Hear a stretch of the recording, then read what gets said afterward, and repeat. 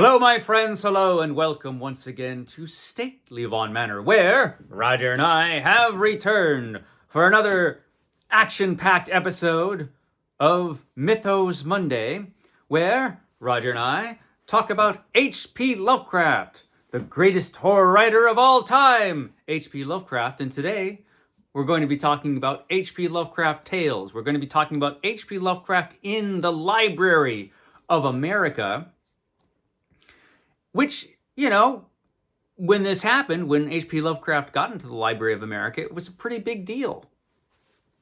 Library of America is a fantastic publisher who I've talked a lot about this publisher before. According to the back here, it says, "The Library of America, a non-profit publisher, is dedicated to preserving America's best and most significant writing in handsome, enduring volumes featuring authoritative texts." Now, for years and years, H.P. Lovecraft was not very highly regarded by critics. Critics tended to hate H.P. Lovecraft. A lot of critics today tend not to like H.P. Lovecraft or his work. And so, this was a big deal when he showed up in the Library of America. The way was paved for this by Penguin Books, who at the turn of the century started producing Penguin Classics, Penguin Black Spine Classics editions of H.P. Lovecraft's work. There were ultimately 3 volumes published by Penguin, edited by renowned Lovecraft scholar S.T. Joshi. And those volumes really made the idea of H.P. Lovecraft being a classic author more acceptable. And this kind of cemented that when this came out, because the Library of America, they publish, the American canon of great writers, And so it was pretty serious when they published this in 2005. And it pissed some people off, because some people, just cannot accept Lovecraft as being, most critics will never accept Lovecraft as a good writer, but you had to at least admit that he was, how would they put it here? Significant. He wrote some of the most significant American writing because he has been tremendously influential. I maintain and have maintained that Lovecraft is a really good writer. He broke a lot of the rules of writing that would be set down by critics, of course. But he did that. His style,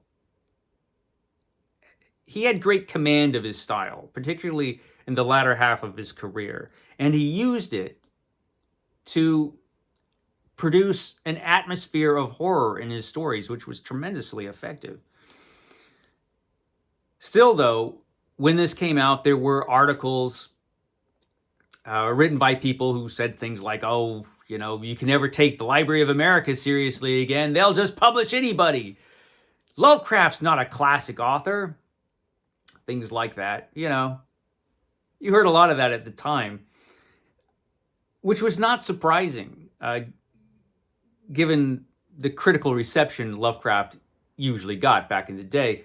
And to kind of illustrate that, I pulled down this magnificent volume. This is Leslie S. Klinger's The New Annotated H.P. Lovecraft.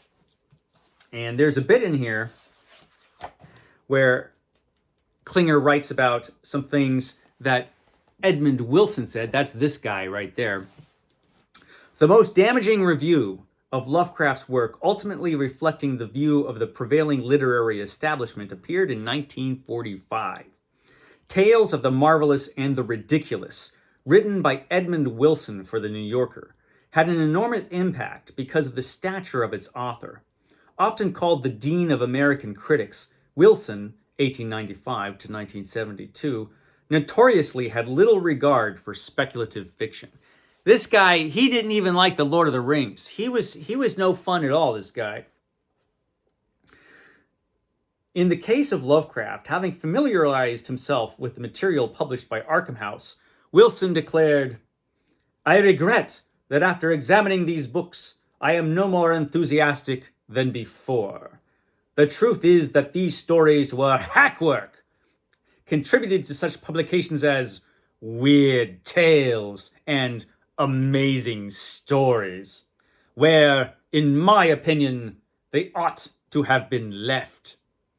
The only real horror in most of these fictions is the horror of bad taste and bad art. Wilson went on. Lovecraft was not a good writer. The fact that his verbose and undistinguished style has been compared to Poe's is only one of the many sad signs that almost nobody anymore pays real attention to writing. This guy, reflecting a profound literary bias, Wilson concluded his essay with these hostile words. The Lovecraft cult I fear is on an even more infantile level than the Baker Street Irregulars and the cult of Sherlock Holmes. What an ass. So, yeah, that was kind of the critical assessment of Lovecraft for a long time. That has changed, though, and this is part of the reason that his critical reception has changed. It has to be admitted that H.P. Lovecraft is tremendously influential. And he is relevant now in a way that a lot of other classic writers don't seem to be. A very controversial figure because of his personal views. His writing is undeniably powerful and, like I said, extremely influential. And this is an important volume of Lovecraft. But what's in this volume anyway? So this was published, like I said, in 2005. And it wasn't the longest volume of the Library of America that is published. It was, how many pages is this, as far as the actual text is concerned? Well, before the notes, it runs 807 pages, which is not bad. But you will have volumes of the Library of America that are a lot longer than that. They could have produced a volume of H.P. Lovecraft's complete fiction, but they did not.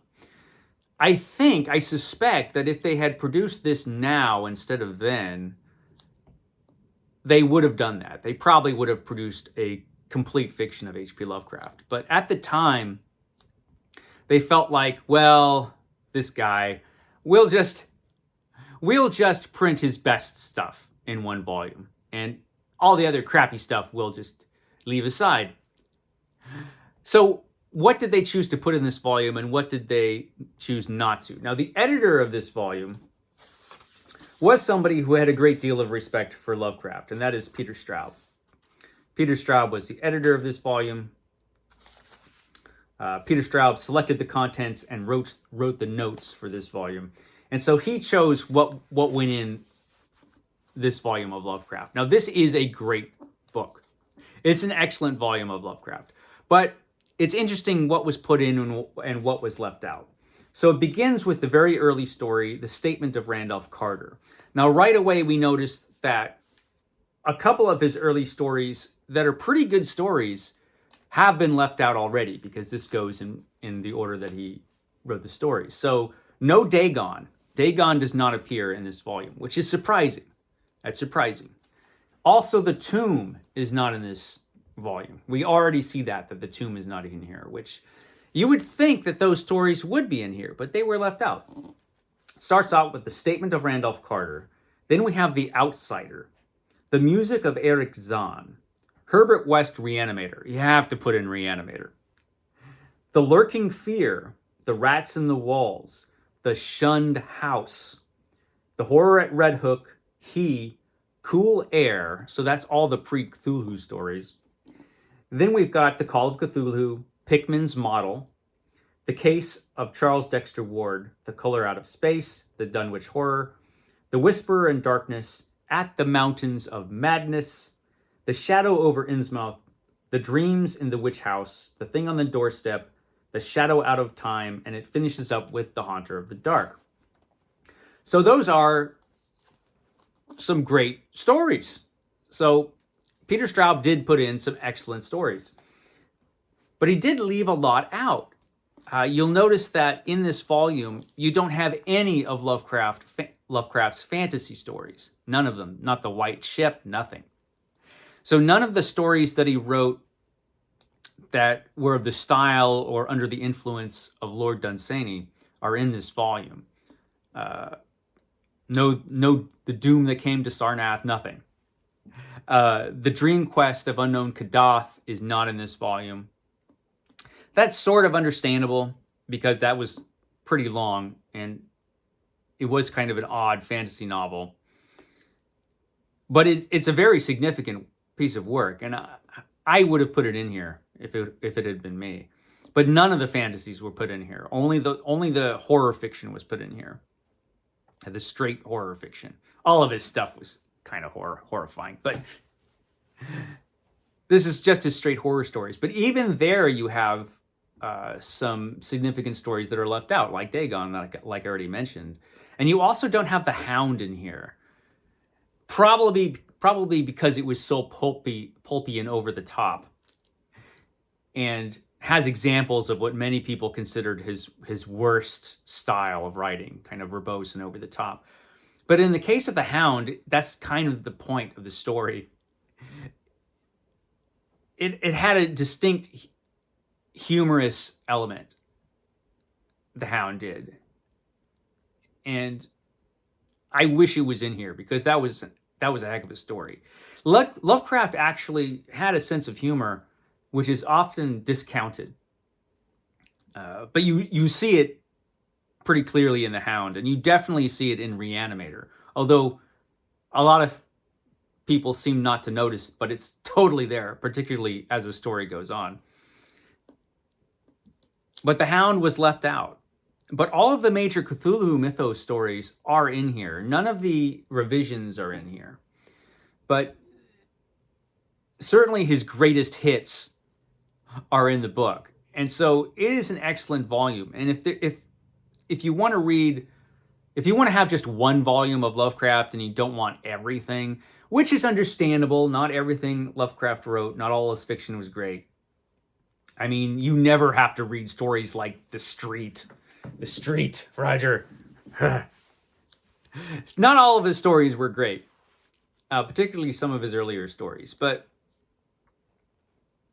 this has all of the great stuff, or most of it anyway. Like I said, I think it should have had some of the fantasies in here, and certainly if I were editing this volume, they would be in here. And I think if Joshi had edited this volume, they would have been in here as well.